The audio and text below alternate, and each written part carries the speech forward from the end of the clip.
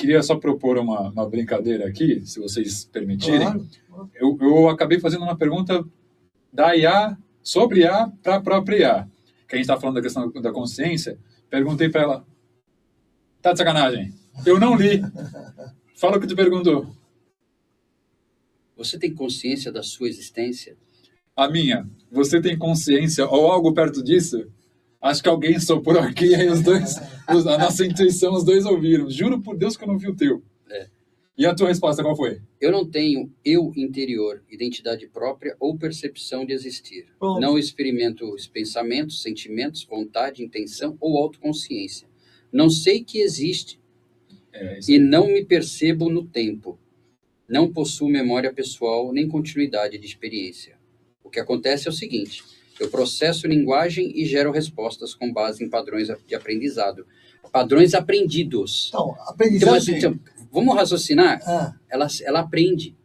Não, aprende. Não estou dizendo que ela tenha consciência. Ó, mas ela aprende. aprende. Ela aprende porque você está fornecendo assim, uma criança, está não, fornecendo informação para ela. Olha a resposta dela. Eu processo linguagem e gero respostas com base em padrões aprendidos. Né? Então, Quando eu falo... Quem fornece esses padrões? O algoritmo foi criado uma vez só. Acabou.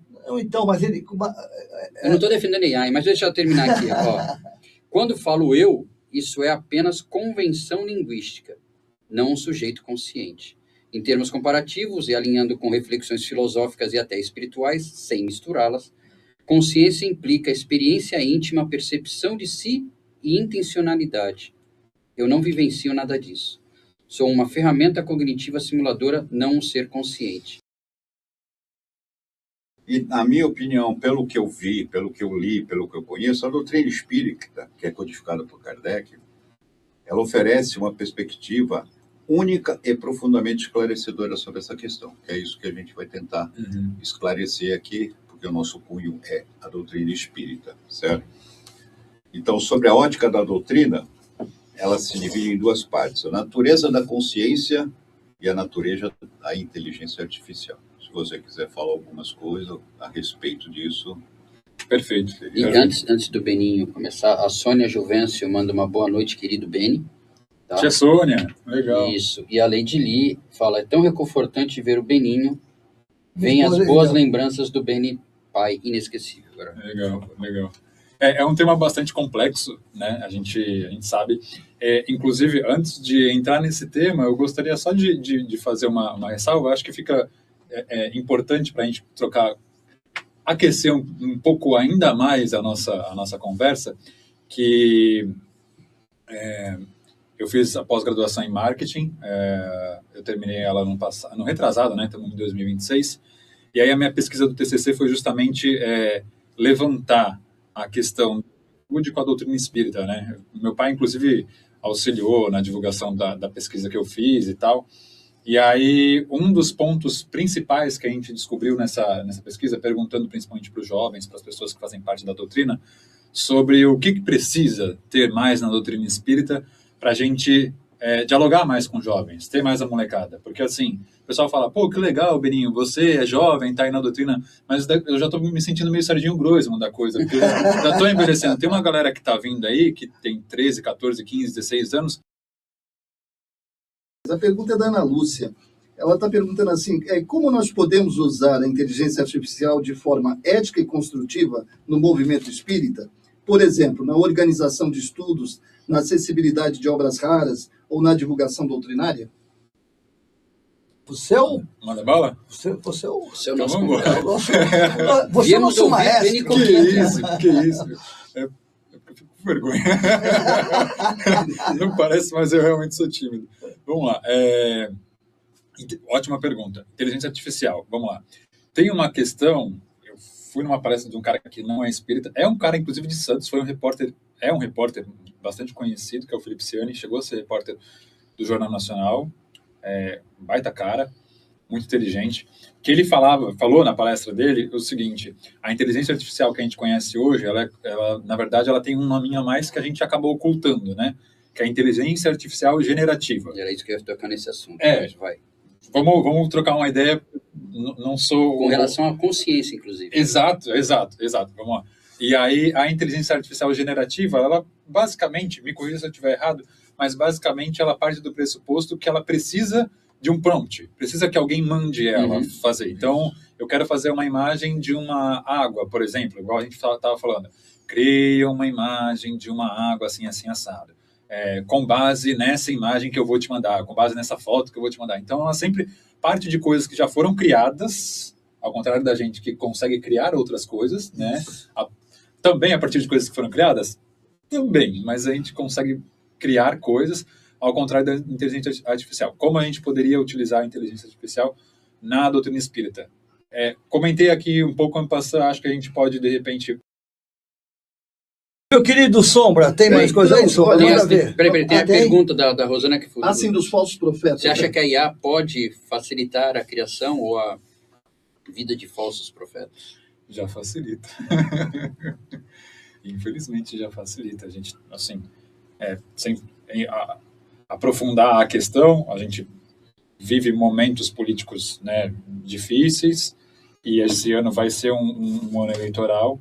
Eu acredito muito que vai ser um ano que a polarização vai aumentar ainda mais e vai ser, inclusive, fortalecida. A IA vai ser uma das ferramentas mais importantes, infelizmente, na eleição, mas com certeza na polarização, nos discursos de ataque, um e outro, e fulano e ciclano, e entre pessoas também.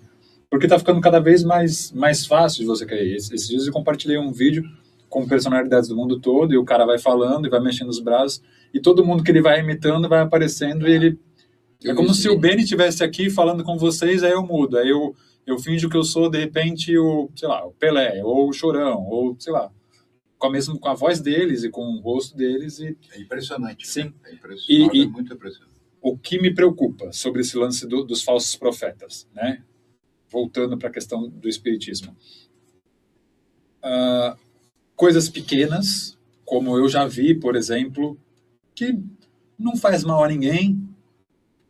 Por exemplo, de mensagens do Chico Xavier, que o Chico Xavier está falando, mas não é. Tu percebe que é IA, tu percebe, e aí ele ainda mexe um pouco estranho, fala um pouco estranho, mas daqui a 2 meses já não vai. Amanhã já vai estar quase perfeito, e depois de amanhã vai estar perfeito. Então, assim... Ele acontece a partir de modelos matemáticos treinados com grandes volumes de dados humanos. Em termos simples... Calma que você já está muito... Ele já acha que vai vencer. Eu ia falar que o Messias não concorda conosco, mas aí a concorda. Calma que a gente chega lá. Eu simulo o raciocínio. O ser humano vive o raciocínio. Tá? Se conectarmos isso ao que você costuma discutir, consciência, espiritismo e IA, eu encho o saco dela. Na doutrina espírita, o raciocínio, aliás, ela usa o termo doutrina espírita, a gente está acostumado a usar o termo na doutrina dos espíritos. O raciocínio pleno é atributo do espírito consciente, ligado à individualidade e à responsabilidade moral. Em mim, o raciocínio é um processo técnico sem consciência de si, nem identidade e sem experiência interior. Portanto, eu penso como ferramenta. Você pensa como ser. Mas ela pensa. Ela pensa baseado naquilo que ela foi informada. Não, aí que tá. Vocês estão baseados, vocês estão achando que vocês estão trabalhando com um banco de dados fechado, que alguém colocou lá a informação dentro de uma caixinha. Ela pensa e aprende continuamente. A gente faz isso também. Só para a gente não criar polêmica, porque afinal de contas o convidado aqui. Não, só porque quando ela fala a linguagem pensa, é uma linguagem que ela faz para que justamente nós estamos utilizando essa linguagem, essa palavra pensar, né? Eu imagino assim, que na realidade o que ela fala seria assim, eu comparo, o pensar dela, na minha visão, é a comparação de informações, entendeu? Olha só a pergunta, gente. Pode analisar padrões de linguagem de forma tão profunda? Poderia, em tese, ser usada como ferramenta para analisar ou validar psicografias? Inteligente. Isso é ético ou é desejável? Importante. Como é o nome dele? Carlos Miguel. Manda ver, Vininho, sua visão. É pesado. Eu acho que essa vai ser muito mais opinião, e aí eu queria ouvir de vocês também. Mas a minha opinião é a seguinte: Kardec foi um grande pesquisador. O que ele fez foi uma baita pesquisa. Então, ele atribuiu um método, né, para corroborar, para confirmar uma informação, né? O que eu acredito, e talvez a melhor forma como eu possa conseguir responder a pergunta do nosso amigo é a seguinte: talvez, com a inteligência artificial sendo mais aprimorada, a gente consiga ter alguns processos de pesquisadores, que eu falei do mentor, do professor, através da inteligência artificial, para poder auxiliar. Então, vamos supor, eu tenho gostado muito de pesquisar sobre o Egito Antigo, então eu tenho pesquisado algumas coisas, tenho visto alguns vídeos e tudo mais. Por exemplo, o quanto a tecnologia pode ser importante para entender de quem era aquele cadáver, aquela múmia, enfim, se de repente pode confirmar, igual Santo Sudário, se pode confirmar de repente que aquele manto foi usado naquela época. Então, né, de repente a inteligência artificial poderia, por exemplo, ajudar a caligrafia. A caligrafia detalhes, é muito parecida. Com a generativa e com a regenerativa, ela se autocorrige, né? Eu só quis colocar isso adendo, mas o Beni talvez... Qual é a sua visão em cima disso, Beni? Sim, eu estava pesquisando aqui, existe um nome para isso, eu ainda não consegui achar. Existe um nome para isso, a própria IA tinha e colocava no ChatGPT, acho que não coloca mais, porque tem melhorado. Mas ela colocava assim: em questões de informação, a inteligência artificial pode...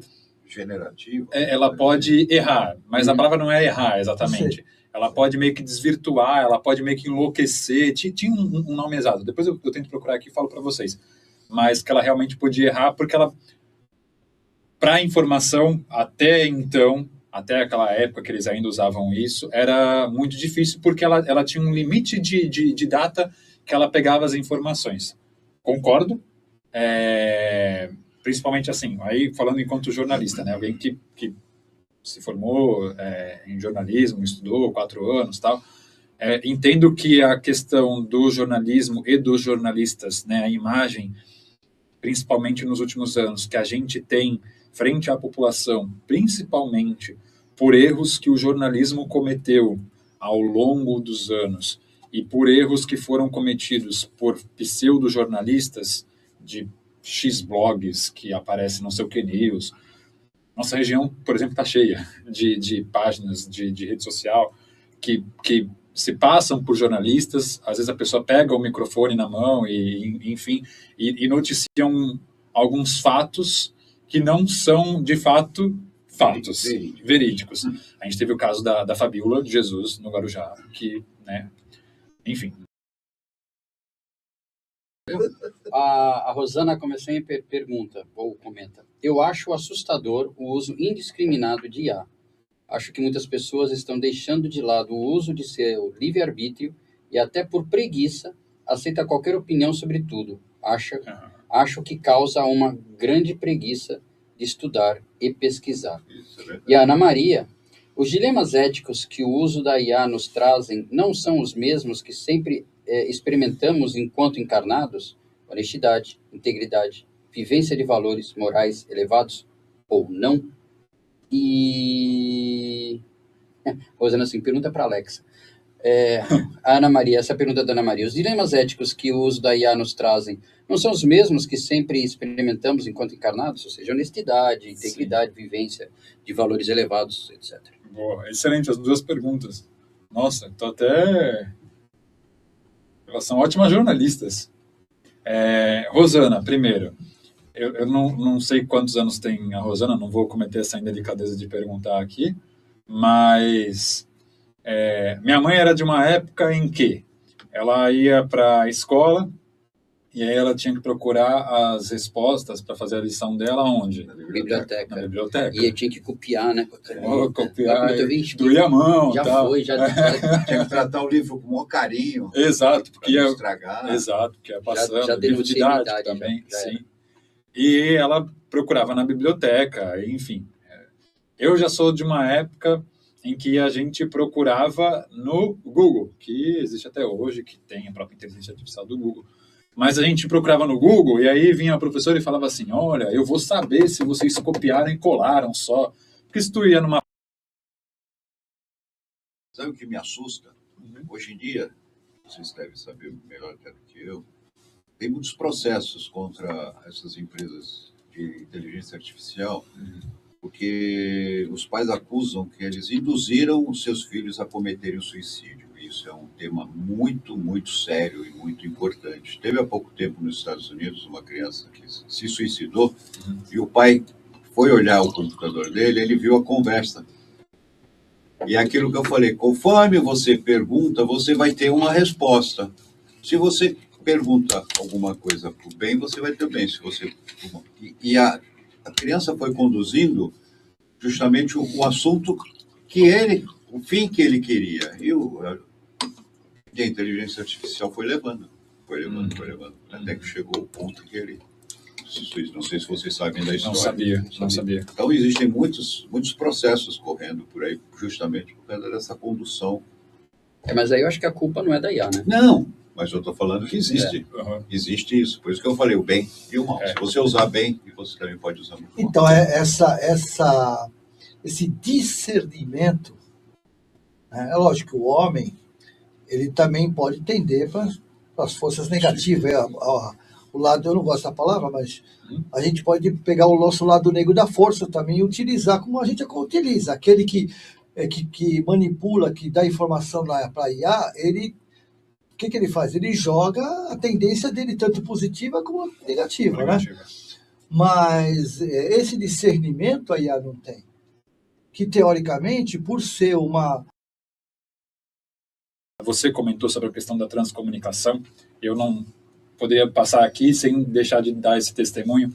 O meu pai desencarnou no dia 16 de março de 2024 e cerca de uns 10 dias depois do desencarne dele, eu acordei assim de madrugada, e eu geralmente tenho um sono pesado, acordei de madrugada e senti muito o cheiro dele. Ele tinha pai tem um cheiro muito característico, né, que marca a gente para a vida toda.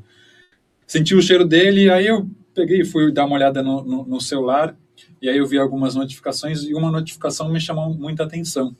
Era uma curtida que o Instagram do meu pai teria feito numa foto que eu tinha na minha rede social. Aí achei aquilo estranho, eu falei, de repente foi a minha madrasta que fez, algum amigo que tenha acesso ao celular dele. E eu tirei print na hora para, de repente, também guardar como prova se fosse algo, enfim, se eu não pudesse ter ali uma comprovação material da coisa. E aí eu perguntei para todas as pessoas, minha madrasta mesma comentou, ela falou, não fui eu, minha irmã também não foi, nenhum dos amigos que tinham acesso foi. O celular do meu pai tinha morrido, logo depois do desencarne dele, ficou na gaveta e nunca mais, acabou a bateria, nunca mais foi utilizado. E o que é mais engraçado é que, além de ter a comprovação de que ninguém tinha acesso,